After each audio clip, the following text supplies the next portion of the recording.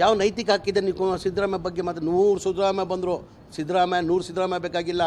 ಒಬ್ಬ ಜಮೀರ್ನ ಫೇಸ್ ಮಾಡಿ ಮೊದಲೇ ನೀವು 100 ಸಿದ್ದರಾಮಯ್ಯ ಬಂದು ಬಾಯಿ ಇದೆಯಂತ ಏನು ಬೇಕಾದ್ರೂ ಮಾತಾಡೋದ ನೀವು? ಬಾಯಿ ಇದ್ರೆ ಏನು ಬೇಕಾದ್ರೂ ಮಾತಾಡಿದ್ರೆ?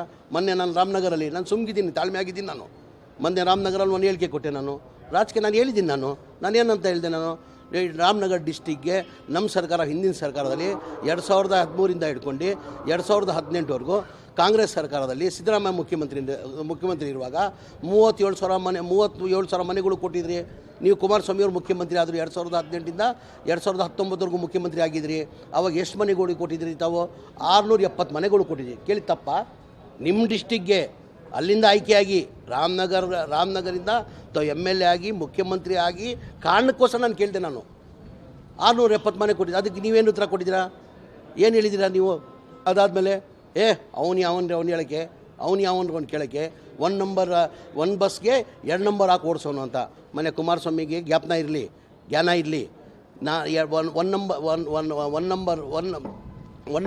ಒನ್ ಬಸ್ಗೆ 2 ನಂಬರ್ ಹಾಕೊಂಡು ಓಡಿಸಿದ್ರಿ ಅಂತ ತಾವು ಹೇಳ್ತಾ ಇದ್ದೀರಲ್ಲ, ಅದು ನಂದಲ್ಲ. ಆಯ್ತಪ್ಪ, ಹಂಗಾಗಿ ಓಡಿಸಿದ್ದಕ್ಕೆ 2017ವರೆಗೂ ನೀವೇನಿಗೆ ಇಟ್ಕೊಂಡಿದ್ರಿ? ನೀವೇನಿಗೆ ಇಟ್ಕೊಂಡಿದ್ರಿ? ಗೊತ್ತಿರಲಿಲ್ಲ ಅವಾಗ.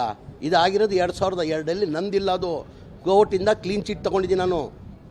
ಕೋರ್ಟಿಂದ ಕ್ಲೀನ್ ಚೀಟ್ ತೊಗೊಂಡು ರಿಪೋರ್ಟ್ ಹಾಕಿದ್ದಾರೆ. ನಮ್ಮ ಚಿಕ್ಕಪ್ಪನ ಗಾಡಿ ಅದು, ನನ್ನ ವೆಹಿಕಲ್ ಅಲ್ಲ ಅದು. ಪದೇ ನನಗೆ ಬೇರೆಯವ್ರ ಥರ ನನಗೆ ಇದು ಮಾಡೋಕ್ಕೆ ಹೋಗ್ಬೇಡಿ ನೀವು ದಯಮಾಡಿ. ನಿಮ್ಮಂಗೆ ಯಾವ ಇಲ್ಲಿಗಲ್ ಕೆಲಸ ನಾನು ಮಾಡಿಲ್ಲ. ಕಾನೂನು ಬಿಟ್ಟು ಕೆಲಸ ಮಾಡಿರೋದು ನೀವು. 1 ಬಸ್ಗೆ 2 ನಂಬರ್ ಹಾಕಿದ್ದಾನೆ. ನೀವೇನು ಮಾಡಿದ್ದೀರಾ? ಹೇಳ ಬಾಯಿ ಬಿಟ್ಟು. ಇಲ್ಲಿಗಲ್ ಹೇಳ ನಾನು ಕುಮಾರಸ್ವಾಮಿ ಅವರೇ, ನಂದಲ್ಲ ಬಸ್ ಅದು. ದಾಖಲೆ ಕೊಡ್ತೀನಿ ನಾನು. ಕೋರ್ಟಲ್ಲಿ ಕ್ಲೀನ್ ಚೀಟ್ ತೊಗೊಂಡಿದ್ದೀನಿ ನಾನು. ನಮ್ಮ ಚಿಕ್ಕಪ್ಪ ಮಾಡಿರೋದು ಅದು. ಚಿಕ್ಕಪ್ಪ ಮಾಡಿದ ಆರೋಪನ ನನ್ನ ಮೇಲೆ ಓಡಿಸ್ತಾ ಇದ್ದೀರ ತಾವು. ನೀವೇನು ಮಾಡಿದ್ದೀರಾ?